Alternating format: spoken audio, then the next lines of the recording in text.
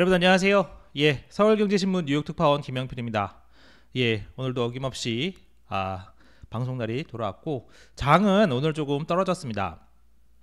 아무래도 부채한도 협상이 좀 계속 조금 늘어지고 있긴 해요. 계속 늘어지고 있는데 계속 말씀드리지만 정치 협상이라는 게 그런 측면이 있습니다. 서로 이제 주고받는 부분이 계속 있기 때문에 시간이 좀 늘어지는 측면이 있고, 하지만 이제 큰 틀에서는 어쨌든 디폴트는 없다는 쪽으로 방향을 잡고 좀 인내심을 갖고 보는 게 계속 전해드리지만 맞는 방향 같습니다. 그래서 오늘 3분 월스트리트는 좀 이렇게 준비를 했습니다. 오늘 나온 지표로는 이제 서비스 PMI, PMI가 서비스 있고 제조업 있고 종합 부분이 있는데, 어쨌든 지금은 서비스 제일 중요하니까요. 서비스 PMI가 예상보다 높았다, 그런 부분 하나 있고요. 그다음에 문우신 전 재무장관이죠. 부채 한도 협상이 타결에 가까워졌다, 오늘 이렇게 평가했다는 거 있으니까 같이 한번 보시도록 하시죠. 요거는 좀 재밌는 사진인데, 파월이 오늘 이제 민주당 의원들 이렇게 따로 그룹명이 있던데, 이전 그룹 당의 내에도 이렇게 여러 가지 개파도 있고 그러잖아요. 어쨌든 특정 그룹 이제 민주당 의원들을 오늘 만나서 현안을 논의했다, 그런 내용이 있습니다. 그 내용 뒤에 조금 전해드릴게요. 오늘 본격적인 방송 시작 전에 매일 아침 일찍 이렇게 찾아주신 여러분들 또 인사 한번 드리려고 합니다. 빅보스님, 라벤트님, 우정현님, 웃기오영님, 보라매님 반갑습니다. 천사로시퍼님, 신영계님, 입큰개구리님, 이종수님, 선희님 모두 감사합니다. 자, 이제 오늘 지수를 한번 보시면 나스닥이 오늘 한 1.2% 빠졌습니다. 또 오늘 계속 마이너스였어요. 좀 장 후반으로 갈수록 더 많이 빠졌고요. 라이언데디님 반갑습니다. S&P 맵으로 보시면 전반적으로 좀 빨갛죠. 기술주 오늘 좀 많이 떨어졌습니다. 구글 2% 가까이 떨어졌고요. 애플도 한 1.5% 넘게 빠졌고, 마이크로소프트, 테슬라, 아마존, 엔비디아도 오늘은 빠졌네요. 1.5% 넘게 빠졌네요. 어쨌든 월간은 좀 이제 부채 한도 협상 좀 언제쯤 끝날까 이쪽에 좀 관심이 있습니다. 론 드산티스죠. 플로리다 주지사. 아무래도 이제 트럼프에 비해서는 지명도는 아직 좀 떨어지긴 하는데, 어쨌든 오늘 이제 머스크랑 오후 6시에 동부시간 오후 6시에 트위터 통해서 이렇게 인터뷰 같은 거 하면서 대통령 선거 출마 공식화한다, 그런 내용이 있습니다. 드산티스가 이제 기업에는 줄 세우고 있다, 그런 기사들도 있긴 하더라고요. 어쨌든 공화당 쪽에서는 트럼프 아니면 드산티스 정도인데, 드산티스가 어느 정도 지명도를 확보할 수 있을지, 그런 것이 좀 관건이겠습니다. IMF는 좀 약간 이게 좀 제가 눈에 띄어서 갖고 왔는데, 영국이 올해 침체를 피할 수 있을 것 같다, 그런 내용 좀 있습니다. 애플이 이제 브로드컴에 5G 관련 부품 주문한다는 것 있고요. 오늘은 이제 제가 큰 총평을 먼저 좀 드리자면, 크게 큰 지표나 이벤트 이런 건 없었습니다. 전반적으로 이제 부채 한도 협상이 좀 늘어지는 부분, 그것이 조금 이제 증시를 좀 좌우하고 있다, 그런 상황이어서 오늘은 간단하게 알아볼 수 있도록 하겠습니다. 오늘 이제 S&P 글로벌 5월 PMI가 나왔어요. 5월 PMI. 이제 S&P 글로벌 여기 홈페이지고요. 여기 보시면 이제 PMI 릴리스 이렇게 해놓습니다. 이게 미국 것도 있고, UK 영국 것도 있고, 유로존도 있고, 이렇게 쭉쭉 나옵니다. 그래서 이제 5월 PMI가 나왔는데, 이번 예비치예요. 여기에 좀 설명이 돼 있죠. 5월에 어쨌든 제조업과 서비스업 사이에 간극이 좀 더 벌어지고 있다. 서비스업은 생각보다 더 좋았고, 제조업은 안 좋으면서 다시 위축으로 들어갔다. 50 아래로 떨어지면서 위축으로 들어갔다. 서비스업 수치는 13개월 만에 최고치다. 예상도 웃돌았다.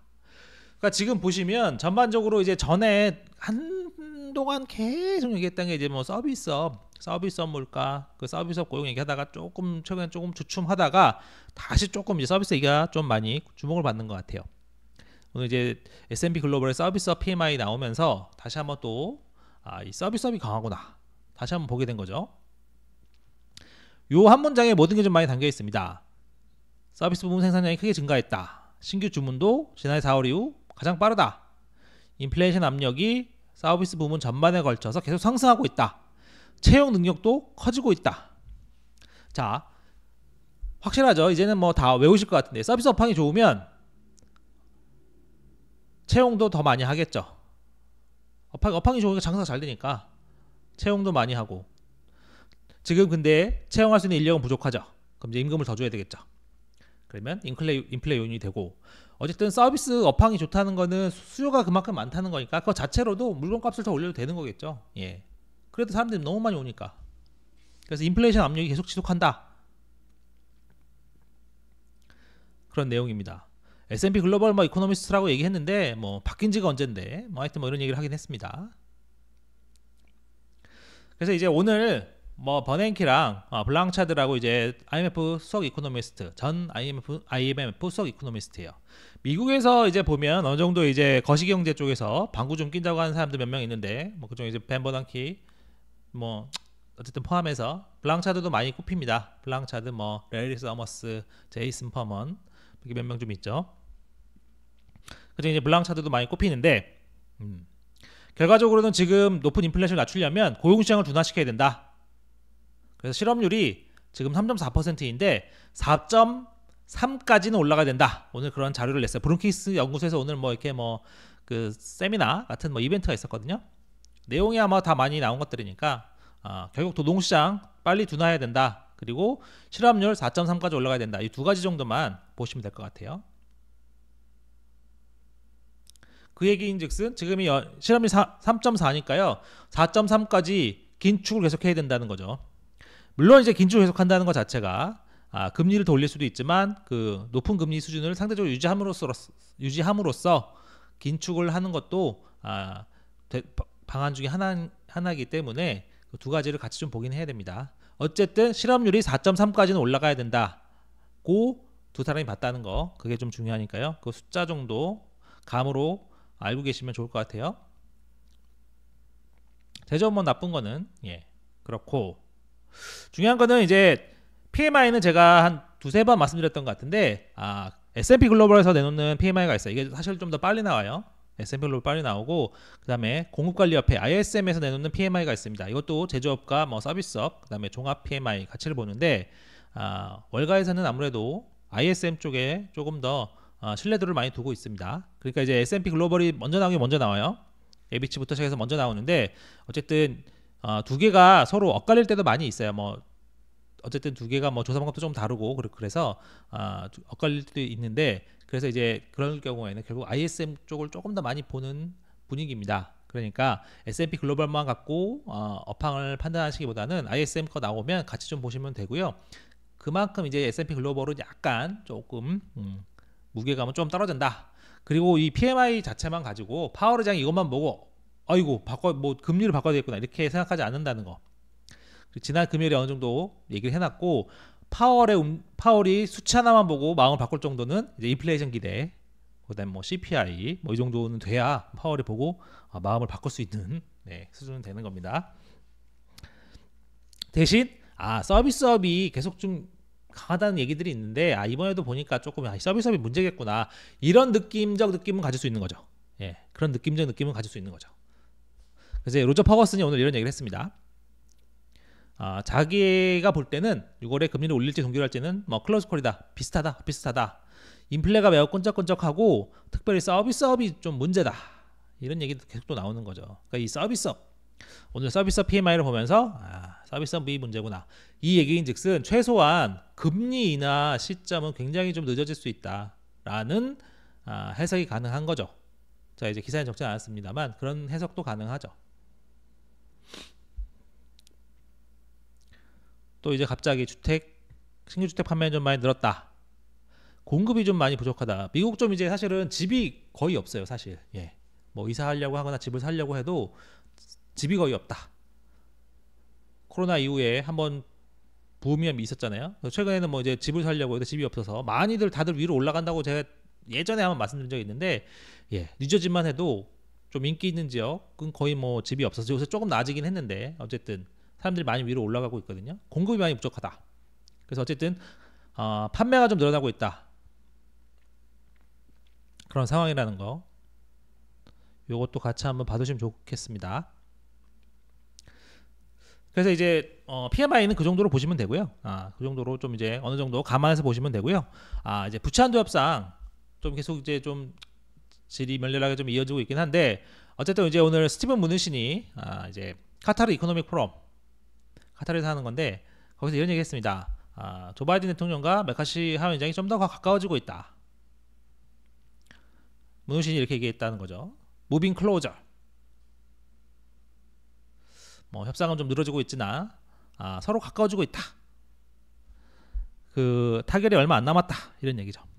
무누신은 제가 예전에 그 5월 초죠. 이달 초에 그 밀켄 컨퍼런스에서도 같은 내용의 주장을 했었습니다. 이제 그 당시에는 디폴트 안 날 거다 이렇게 얘기를 했던 거고요. 이제는 상황이 좀 지났으니까 이제 거의 타결에 가까워졌다 이렇게 얘기를 한 거죠. 제가 이제 그때도 설명드렸습니다만, 무누신 같은 경우에는 재무장관 자기도 이제 있을 때 뭐 부채 협상을 해봤었죠. 그리고 정치인들의 수사 말 표현 어떻게 하는지 잘 알죠. 그리고 메카시 잘 알겠죠. 네. 어차피 공화당 정권에서 해봤으니까 같이 다 만났던 사람들 잘 알겠죠. 그리고 무누신 같은 경우는 바로 직전 재무장관이기 때문에 촉도 좀 많이 살아있다고 보시면 됩니다. 이게 저희들이 보통 이제 정관예우 얘기하는데, 정관예우가 이제 뭐 안 좋게 뭐 좀 뭐 덮어놓고 뭐 좀 대우해주고 뭐 도와주고 이런 것도 있지만, 정관예우라는 게 이게 사실은 가까울수록 감이 많이 살아있고 좋아요. 왜냐하면 그런 겁니다. 여러분들도 마찬가지겠지만 제가 이제 어떤 회사를 다니다가 그만둔 지 얼마 안 됐어요. 그럼 이제 그 회사를 그만뒀지만 회사가 어떻게 돌아가는지는 잘 알잖아요.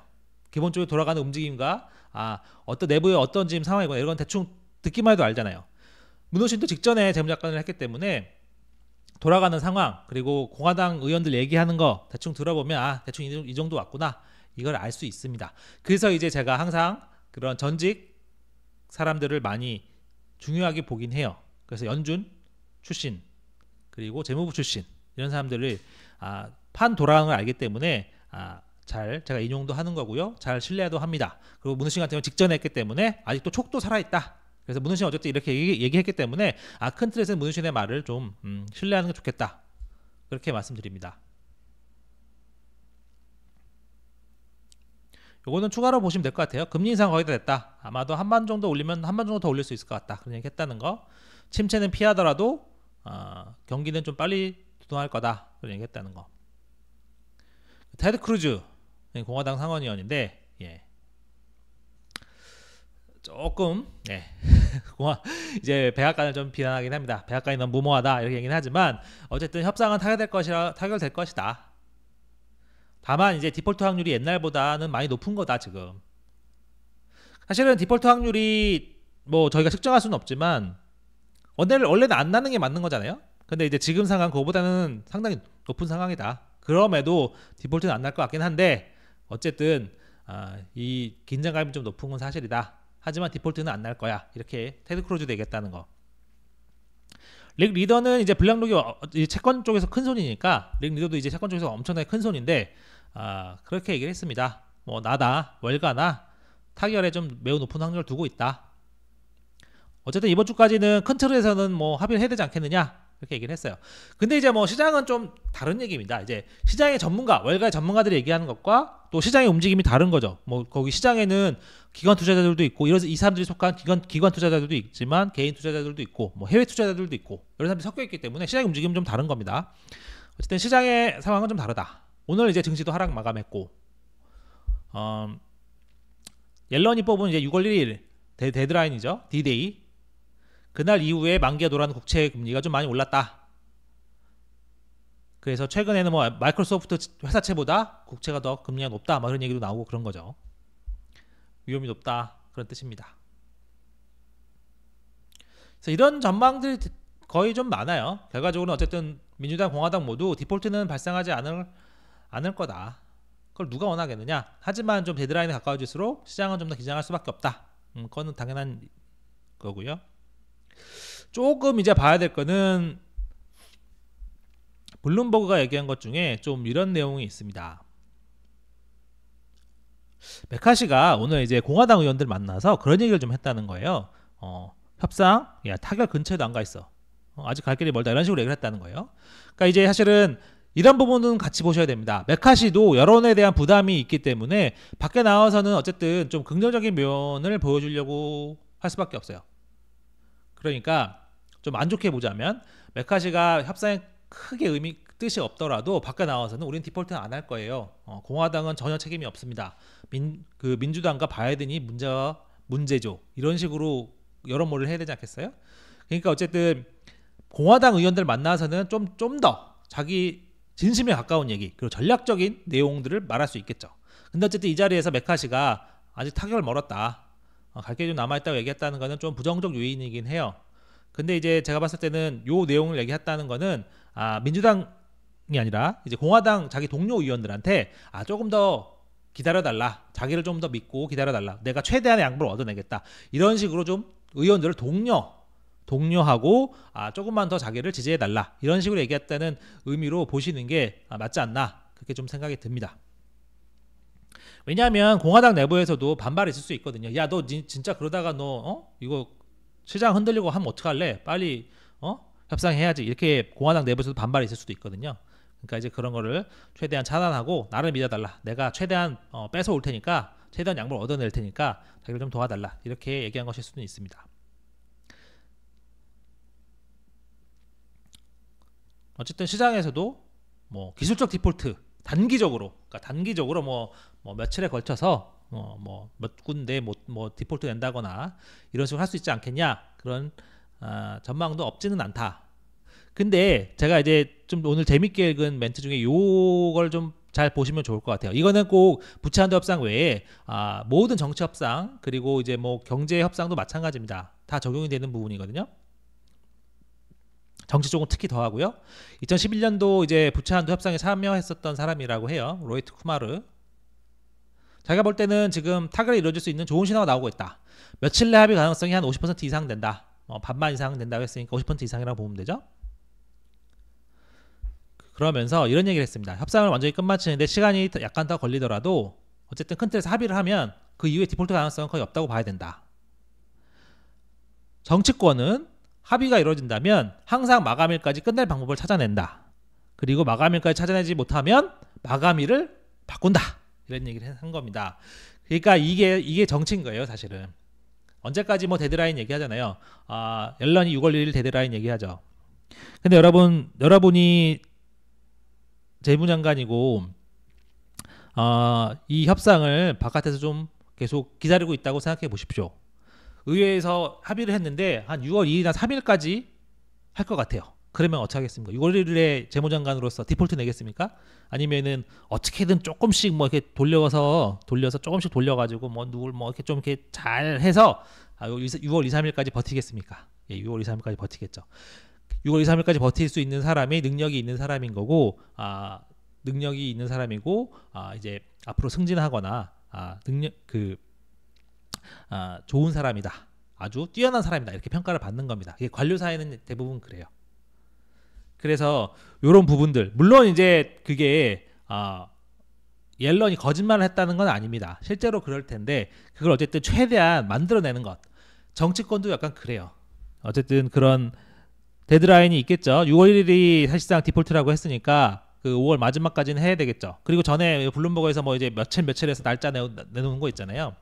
뭐 서로 회기 열리고 이런 것들 그런 것들 방법은 어쨌든 찾으면 되는 겁니다. 그래서 이런 부분들이 있기 때문에 단순히 정치 협상을 딱 이제 정해진 딱 요건에 맞춰서 보실 필요는 없어요. 어쨌든 두 양쪽에서 합의할 의지가 있고 생각만 있다면 어떤 식으로는 해낸다. 그 부분은 꼭 이번 부채 협상이 아니라 모든 뭐 미국이든 한국이든 양당 간에 협상을 하거나 문제를 할 때 그런 방식이 적용된다는 거 알고 계시면 도움이 될 것 같습니다. 그러면 이제 흐름을 보는데 도움이 많이 되거든요. 그런 겁니다. 뭐 남녀가 만나서 서로 좋기만 하다면야 뭐 결혼의 날짜가 문제겠습니까? 예. 그날 뭐 특정 우리가 하고 싶었던 결혼식장에 문을 안 연다. 그거 안 되는 건가요? 다른 데 가서 하면 되죠. 그러니까 그런 식으로 그런 부분이 항상 있다는 거 아시면 좋을 것 같아요. 어떻게 보면 오늘의 핵심 내용은 그거일 수도 있습니다. 재밌는 게 오늘 파월이 이제 민주당 하원 의원 그룹이랑 만났다고 했었잖아요. 근데 이게 비공개였습니다. 이제 민주당 쪽에서는 그렇게 얘기를 하는 거죠. 이게 오래전부터 예정됐던 거다. 부채 한조 때문에 그런 게 아니다. 마치 혹시 디폴트 내면 연준한테 어떻게 할 건지 뭐 그런 거 물어보는 자리 절대 아니다. 이렇게 얘기를 했어요. 이게 오늘 블룸버그 기사인데요. 파월이 민주당 의원들을 만났다. 뭐 그런 이제 부채 위기 속에 민주당 의원들을 만났다. 블룸버그는 좀 약간 재밌는 게 재밌다고 하면 좀 그런데 약간 조금 자극적으로 기사를 많이 쓰는 편입니다. 미국 언론 중에서는 제가 보면요, 경제 언론 중에서는 약간 그래도 좀 이렇게 조금 상대적으로 제목이나 이런 거, 내용이나 이런 게 조금 약간 상대적으로 자극적이긴 합니다. 어쨌든 눈이 확 들어오잖아요. 파월이 왜 만났을까? 궁금하죠? 저도 이제 오늘 유튜브 제목으로 뽑기는 했는데 어쨌든 비공개 회의란 말이에요. 그래서 이제 기자들이 전화해서 물어봤던 것 같습니다. 끝나고 이제 의원들한테 전화해서 물어보거든요. 오늘 무슨 얘기 하셨어요? 오늘 뭐 부채한도 얘기했나요? 뭐 디폴트 되면 어떻게 되나요? 얘기를 해요. 그럼 이제 의원들이 답변을 해주죠. 보통 이제 의원들은 뭐 크게 별게 없기 때문에 얘기를 많이 해줍니다. 오늘 파월은 답변 한마디도 안 했다고 해요. 무슨 말을 했는지. 그래서 이제 뭐 얘기하기를 뭐 어쨌든 뭐 부채 한도 문제에 대해서는 뭐 연준은 할 수 있는 게 별로 없다. 그리고 뭐 좀 더 자세하게 물어보니까 뭐 답변을 좀 꺼렸다. 뭐 금리 6월 FOMC 어떻게 할 거냐 그런 얘기는 하지 않았다. 대신 뭐 인플레이션이 너무 인플레이션은 좀 걱정을 많이 하더라. 아직도 뭐 4, 5%고 진전은 확실히 있지만 여전히 4, 5%라도 높다 이런 얘기를 했다고 대충 전해줬어요. 그래서 여러분들 아시겠지만 기자들이 전화해서 물어보면 대충 아는 선에서만 답변을 해주고 비공개 회의는 특히 그런데 중요한 얘기는 안 해줄 때도 있어요. 굳이 반대쪽에서 물어본 사람이 모르잖아요. 제가 전화해서 아이고 의원님 오늘 무슨 얘기 하셨어요? 부채 한도 협상 얘기 하셨어요? 그러면 뭐 그거 오늘 별거 아니야. 그런 얘기 아니야.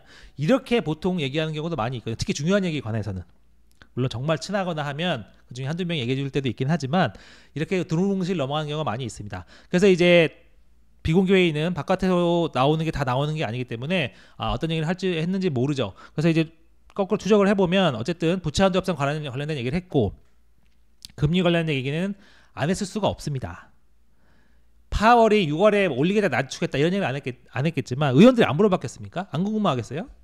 그래서 지금 뭐 스킵하는 건가요? 뭐 어떻게 되는 건가요? 이렇게 뭐 물어는 받겠죠. 그럼 뭐라 답변했을 텐데 저희가 이제 모를 뿐입니다.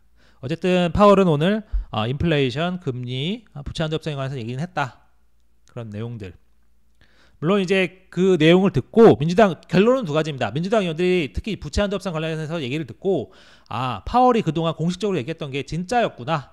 디폴트 되면 안 되겠구나. 이렇게 깨달았을 수도 있고요. 아니면 정말 이건 약간 음모론인데 파월이 플랜 B는 이런 게 있습니다. 라고 답변했을 수도 있긴 하죠.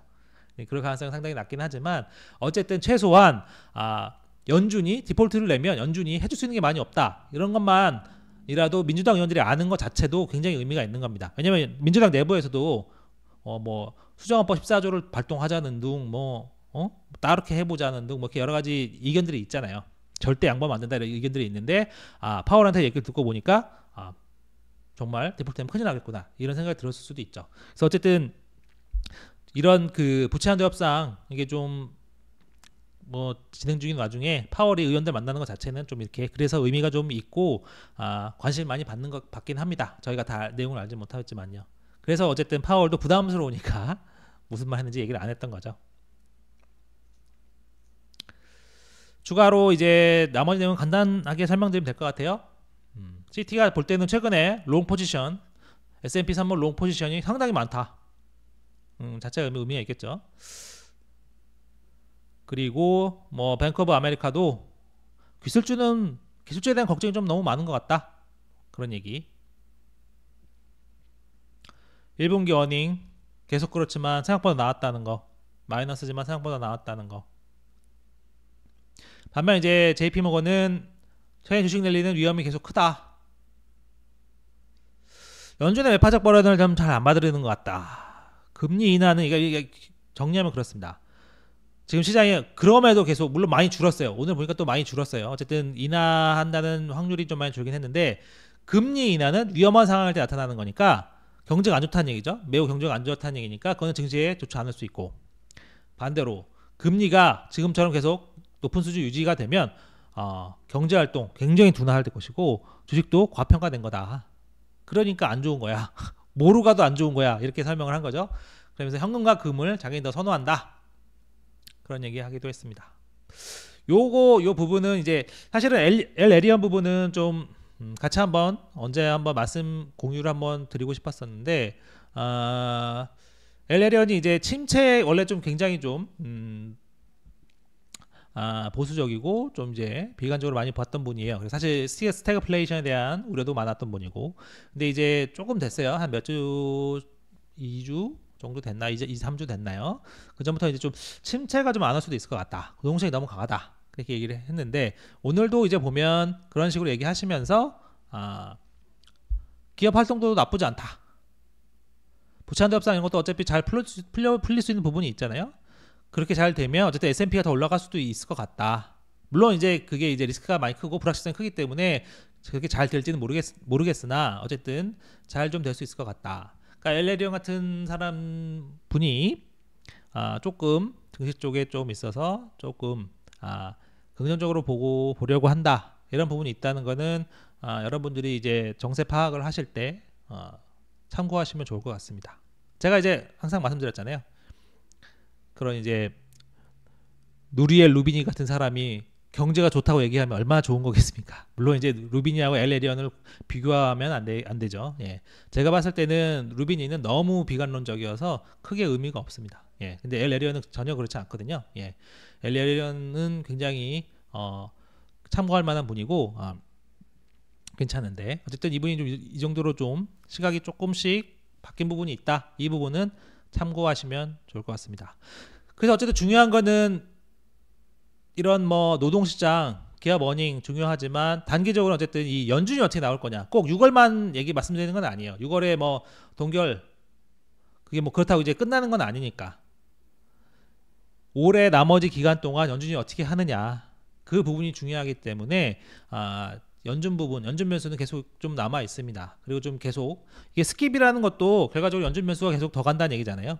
그런 부분이 있기 때문에 연준이 어떻게 될지 잘 봐야 되겠고, 그런 의미에서 내일 나올 FOMC 의사록 여기를 좀 잘 보면 조금의 사실 의사록이라는 게 지나간 걸 보기 때문에 뭐 많이 볼 수는 없습니다만, 거기서 우리가 항상 그러는 거죠. 조그마한 힌트라도 어떻게 찾으려고 노력하는 겁니다. 한마디라도 좀 찾으려고 노력하는 거죠. 왜냐하면 파월이나 이런 사람들이 우리한테 직접적으로 뭐 자기 속날 다 얘기해주지 않으니까 그 사이에 숨어있는 단어 하나, 힌트 하나 찾으려고 노력하는 겁니다.